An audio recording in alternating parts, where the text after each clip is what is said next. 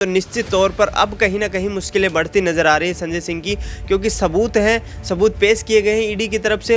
इसके साथ साथ ये भी कहा गया है कि दिनेश अरोड़ा ने सर्वेश मिश्रा को कहा और सर्वेश मिश्रा के जरिए यहाँ पर संजय सिंह को ये पैसे दिए गए, लेकिन सिर्फ यहाँ पर बयान है, कोई सबूत यहाँ पर पेश नहीं किए जाते हैं। सिर्फ चार्जशीट में, ये 60 पन्नों की चार्जशीट में सिर्फ क्या इतना ही जिक्र किया गया जो कि अब तक ये खुलकर सामने आया कि क्योंकि लगातार आम आदमी पार्टी अब तक कहती रही थी कि बीजेपी उनको फंसाने का काम करती रही, बीजेपी उनके दबाव बनाने का काम करती रही है। ईडी ने बिना किसी सबूत के उनको उठाकर जेल में बंद कर दिया। तो ऐसे जो तमाम सारे सवाल हैं उनके जवाब कहीं ना कहीं अब इन दस्तावेजों में मिल जाएंगे।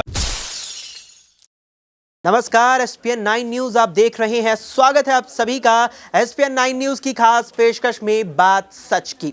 आज इस पेशकश में बात होगी यहां पर आम आदमी पार्टी के राज्यसभा सांसद संजय सिंह की। जी हां, 2 महीने पूरे हो चुके हैं संजय सिंह की गिरफ्तारी को। जिस तरह 4 अक्टूबर की सुबह करीब दर्जन भर ईडी अधिकारियों ने राउज एवेन्यू स्थित उनके आवास पर छापेमारी कर शाम को उन्हें गिरफ्तार कर लिया था, उसके बाद से लगातार संजय सिंह को यहां पर कोर्ट और कचहरी के चक्कर काटते रह गए हैं और लगातार संजय सिंह को जमानत के बजाय यहां तारीख पर तारीख मिलती चली गई। और अब एक और तारीख आ चुकी है 4 दिसंबर, यानी कि आज एक बार फिर संजय सिंह दिल्ली की राउज एवेन्यू कोर्ट में पेश होने वाले हैं। लेकिन इस बीच एक और ऐसी घटना इस मामले में घटी है जो कहीं ना कहीं संजय सिंह की मुश्किलें बढ़ा सकती है। दरअसल लगातार इस मामले पर संजय सिंह की ओर से और उनके वकील की ओर से सवाल उठाए जा रहे थे कि जिस तरह से संजय सिंह को इस पूरे मामले में गिरफ्तार किया गया है, फंसाया जिस तरह से गया है इस पूरे मामले में, आखिर उस मामले के लिए तैयार की गई चार्जशीट कहां है? अब तक चार्जशीट कोर्ट में दाखिल क्यों नहीं की गई है? और फिर बीते शनिवार यानी 2 नवंबर को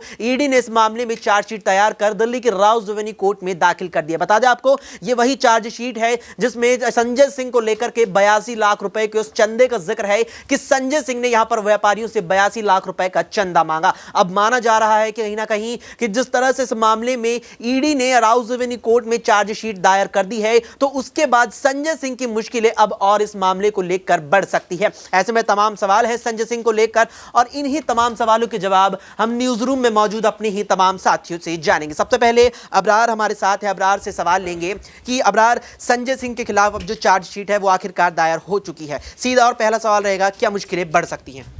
देखिए, बिल्कुल लगातार एक तरीके से कहा जा रहा था कि ईडी कुछ साबित नहीं कर पा रही या फिर ईडी चार्जशीट तक दाखिल नहीं कर पा रही है।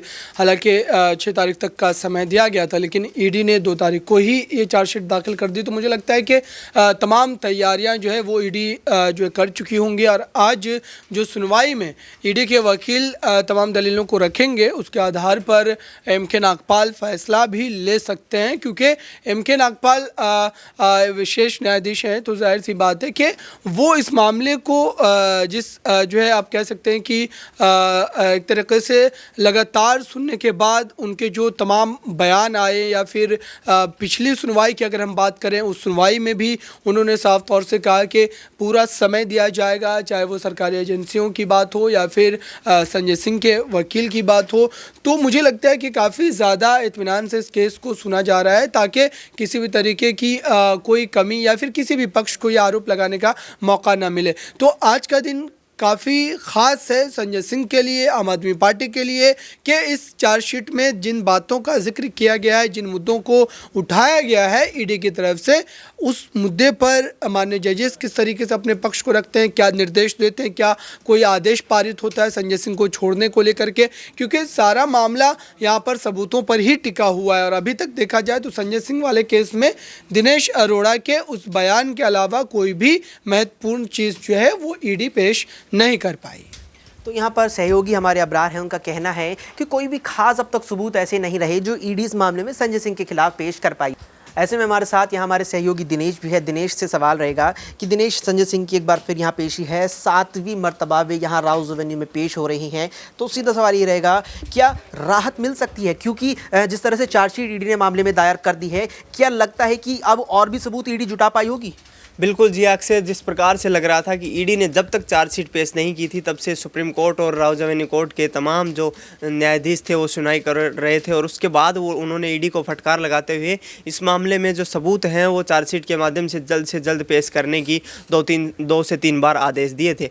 लेकिन अब चार्जशीट जो है बीते 2 दिसंबर को जिस प्रकार ईडी पेश कर चुकी है राउज एवेन्यू कोर्ट में, तो निश्चित तौर पर अब कहीं ना कहीं मुश्किलें बढ़ती नज़र आ रही है संजय सिंह की, क्योंकि सबूत पेश किए गए हैं ईडी की तरफ से, वहीं उनके जो एक सहयोगी थे, जो साथ काम करने वाले उनके जानकार थे, दिनेश अरोड़ा नामक, उनके माध्यम से बताया जा रहा है कि 2 किस्तों में 2 करोड़ रुपए की जो राशि थी वो संजय सिंह को दी गई। और ये एक बड़े सबूत के तौर पर ईडी ने इन सबूतों को कहीं ना कहीं चार्जशीट में शामिल किया है। 60 पन्नों की चार्जशीट है, उसको पूरा का पूरा उसका एनालिसिस होगा, उसको रीड करेंगे जस्टिस, और उसके बाद कहीं ना कहीं मुझे नहीं लगता कि अब संजय सिंह को इतनी जल्दी जो है राहत कोई कोर्ट से मिल पाएगी, क्योंकि निश्चित तौर पर कहीं ना कहीं देखा जाए तो ईडी के सवालों के घेरे में जो जिस प्रकार ईडी की जो भूमिका थी उस पर भी सवाल उठ रहे थे, तो निश्चित तौर पर अब ईडी ने अपना पीछा कहीं ना कहीं छुड़वा लिया है, क्योंकि लगातार ईडी के ऊपर यही आरोप लग रहे थे कि वह गैर तरीके से, जो गैर कानूनी गैर संवैधानिक तरीका है, उस तरीके से संजय सिंह और आम आदमी पार्टी के नेताओं पर कार्रवाई कर रही है।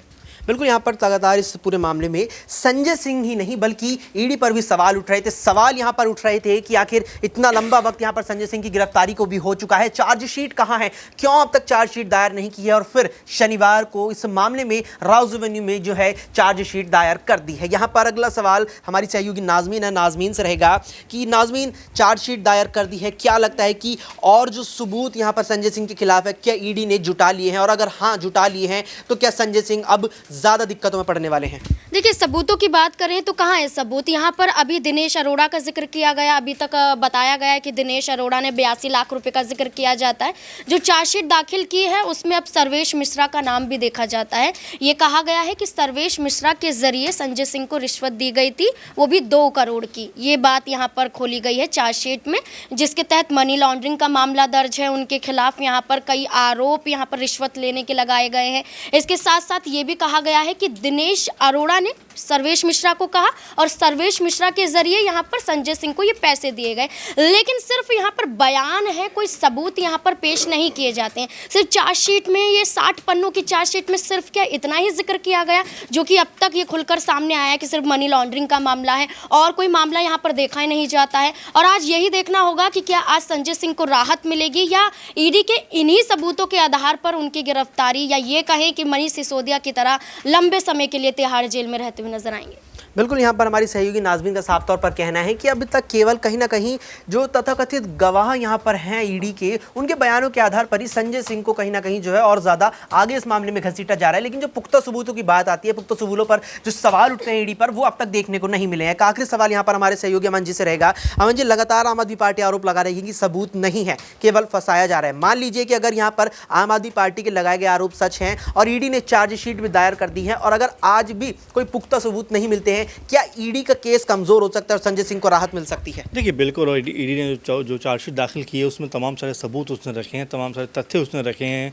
वो ये बोला गया है कि 2 करोड़ का जो लेन देन की बात लगातार कही जा रही है दिनेश अरोड़ा के जरिए, तो उसमें उनके पास काफ़ी पुख्ता सबूत हैं। तो ऐसे में अगर अब इन सबूतों में कह सकते हैं कि पूरा दम है और संजय सिंह के खिलाफ पूरा माहौल बना है, तो बाकी उनको बहुत बड़ी दिक्कत हो सकती है, क्योंकि लगातार आम आदमी पार्टी अब तक कहती रही थी कि बीजेपी उनको फंसाने का काम करते रही, बीजेपी उनके दबाव बनाने का काम करते रही है। ईडी ने बिना किसी सबूत के उनको उठाकर जेल में बंद कर दिया। तो ऐसे जो तमाम सारे सवाल हैं उनके जवाब कहीं ना कहीं अब इन दस्तावेजों में मिल जाएंगे। आज जबकि सुनवाई है तो देखना दिलचस्प होने वाला है कि क्या संजय सिंह के खिलाफ जो सबूत ईडी ने जुटाए हैं वो उनकी जो कह सकते हैं कि गुनाहगारी के लिए पुख्ता सबूत होंगे, और क्या जो अदालत उन पर एतबार करेगी। अब ये तो पूरी पेशी के बाद जो कुछ कार्रवाई उसके ऊपर होगी उसमें देखने को मिलेगा। लेकिन फिलहाल अगर कहें तो अब अदालत का रुख देखना मेरे ख्याल से सबसे ज़्यादा ज़रूरी हो जाता है कि जो सबूत सामने रखे गए वो उसके ऊपर किस तरह रिएक्ट करते हैं।